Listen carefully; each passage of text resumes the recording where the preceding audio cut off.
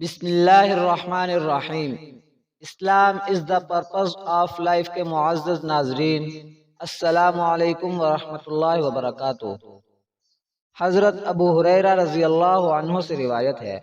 कि रसूलुल्लाह सल्लल्लाहु अलैहि वसल्लम ने फरमाया कि जब रमज़ान आता है तो जन्नत के दरवाजे खोल दिए जाते हैं और दोज़ख के दरवाजे बंद कर दिए जाते हैं और शयातीन जकड़ दिए जाते हैं। एक रिवायत में जन्नत के दरवाजे की बजाय रहमत के दरवाजे का जिक्र है। हज़रत उमर रज़ी अल्लाहु अन्हु हुज़ूर अकरम सल्लल्लाहु अलैहि वसल्लम से नकल करते हैं कि रमज़ानुल मुबारक में अल्लाह को याद करने वाला शख्स बख्शा बख्शाया है और अल्लाह से मांगने वाला नामुराद नहीं रहता। हज़रत इब्ने मसऊद रज़ी अल्लाहु अन्हु से रिवायत है कि रमज़ान की हर रात में एक पुकारने वाला पुकारता है कि ए खैर की तलाश करने वाले मुतवज्जा हो और आगे बढ़, ओ ए बुराई के तलबगार बस कर और रुक जा। इसके बाद वो फरिश्ता कहता है कि कोई मगफिरत का चाहने वाला है कि उसकी मगफिरत की जाए, कोई तौबा करने वाला है कि उसकी तौबा कबूल की जाए, कोई दुआ करने वाला है उसकी दुआ कबूल की जाए, कोई मांगने वाला है उसका सवाल पूरा किया जाए। माह रमजान में अल्लाह से खूब मांगिए, मगर साथ साथ इस बात का ख्याल रखना चाहिए कि दुआ की कबूलियत के कुछ आदाब और शराइत भी हैं जो हम जिक्र करते हैं।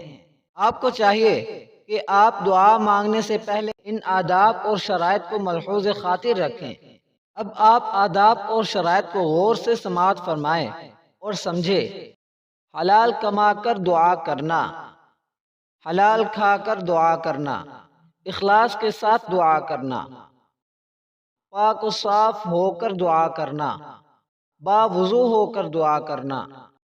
क़िबला रुख होकर दुआ करना, दो जानों बैठकर दुआ करना,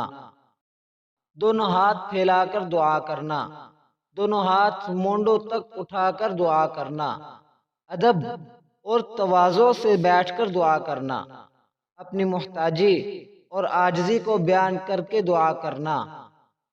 अव्वल आखिर दुरूद पाक पढ़कर दुआ करना, दुआ के अव्वल और आखिर में अल्लाह की हम्दो सना पढ़ना, अपने किसी नेक काम का नाम लेकर दुआ करना, अल्लाह पाक के अस्मा उल हुस्ना पढ़कर दुआ करना, अल्लाह की सिफात आलिया याद करके दुआ करना,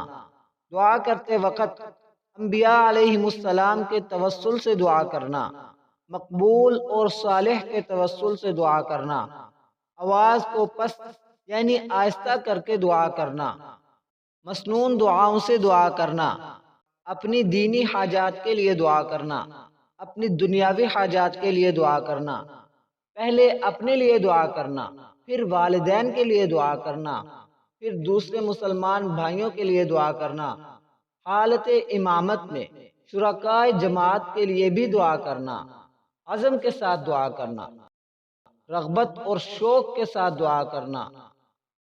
क़ल्ब और ज़हन को हाजिर करके दुआ करना, तकरार करके यानी कि बार बार बोलकर दुआ करना, इसरार करके दुआ करना, किसी भी गुनाह के लिए दुआ ना करना, कता रहमी की दुआ ना करना, किसी महाल चीज की दुआ ना करना, रहमत खुदा को सिर्फ अपने लिए मखसूस करके दुआ ना करना, अपनी सब हाजात अल्लाह से तलब करके दुआ करना, मखलूक पर भरोसा ना करके दुआ करना,